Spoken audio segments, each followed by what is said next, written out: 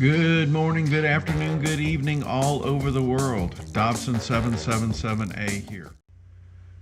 Well, look at what happened today. We had gold was up 0.8, silver 1.26, platinum 1.96. It was very interesting watching this all day long. It just was a fantastic ramp.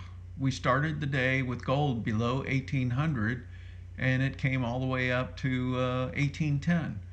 And silver started at 1906 and it finished at 1935. This is quite interesting watching it holding up. I kept expecting, at least by now, that we'd see a little slump and it'd be kind of a long drawn out, not significant, but we'd see, like a bull flag as it would kind of come down and kind of consolidate. But it looks like they're not. People are not going to let it get below 1800 for gold, and it looks like $19 for silver is the low end on that as well. So I think that's encouraging for everyone. I think that's really encouraging. So up here at the top, the global markets were flat today. There really wasn't anything that happened at all. It was just flat. There was nothing going on. And when we look at our ETF gold representation, silver and platinum representation, you can see gold was up 0.82%, platinum was 1.61, and silver 1.28. Gold is still leading the charge, 19% for the year. Silver's in second place, almost 8%, and platinum is still down 13%. When we look at our ETF miners, they did very well today, 3.53%. That's amazing. And when you look at it, everybody did very well. It looks like junior silver miners did the best overall, but junior silver miners are lagging everybody. The large gold miners are winning the race right now at 32.71. I don't know if you guys have heard, but there's a big heat dome, they're calling it, that's building across the U.S. And last year, if you remember, we had rain, just nonstop rain running right up the Mississippi River and flooding everything out where they couldn't plant all the crops. And now we're going to have like 100-degree weather across large areas where we got everything planted. Look, guys, this is going to be catastrophic. A lot of these plants are kind of tender, and it's going to do a number on them. But I was kind of scanning here trying to look at some of these pictures to get an idea of how bad things are. Yeah, see, this is showing even right here, 105. So anyways, you might want to look at this article. This looks like this is going to be, and I mean, this goes all the way down into Texas down here.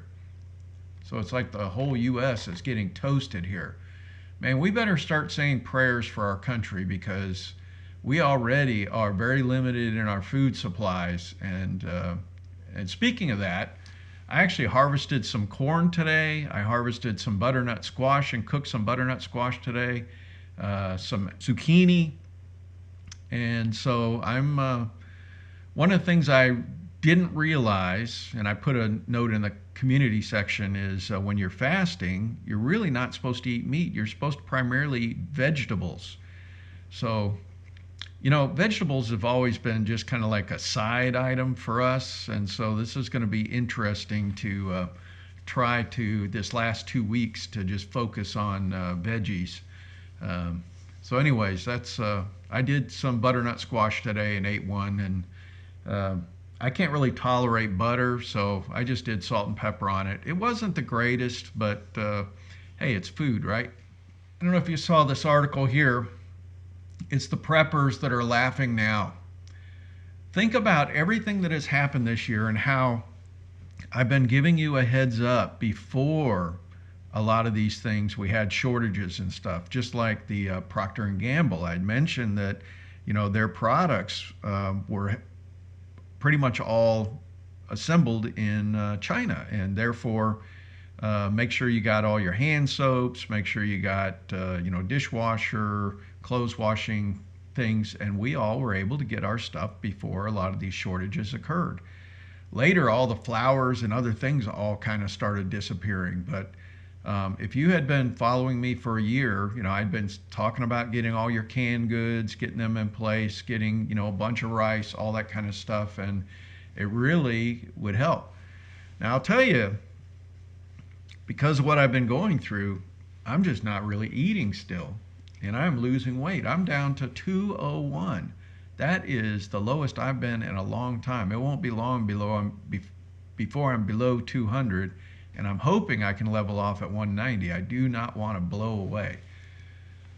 But I started working on prepping as soon as I moved up here because I felt like our systems were too complex and difficult to manage, and we did not have any slop in the systems. Everything was just in time. I've talked about this multiple times.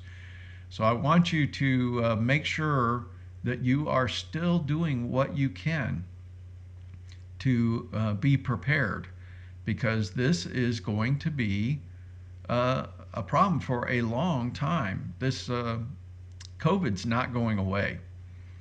I posted something the other day that it's possible that we can't build long-term antibodies for this.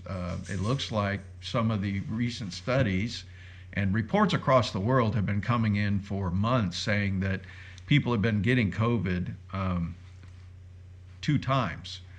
So the tests were saying that they were clear, and then like a couple months later, they were getting sick again. Well, this study indicated that our body, for whatever reason, the antibodies disappear or dissipate after a couple months, which makes you more susceptible to catching it again. But the really bad news is you may not be able to have a vaccine, because a vaccine's supposed to gin up your antibodies, and if it only lasts a couple of months, who's going to want a shot every 2 or 3 months, a booster? That's not good. So anyways, take a look at this article, because this article talks about all the things that we've been talking about and trying to be prepared, because don't count on the stores having what you need. Remember, they've been, maybe not so much lately, but they have been rationing meats. They've been rationing other things. Even Sam's Club, when I was there, they rationed, I forget what it was that I was picking up that I couldn't get more than one thing. Even Cheerios, I could only get 1 box of Cheerios. So I want you to make sure that you do not let things get low, like even your automobile. We never let our vehicle get below a 1/4 tank. We always fill it up because there just may be a time you can't get the fuel that you need. All right. I hope everybody's treating you well. I hope you're doing well. Do the best you can. God bless.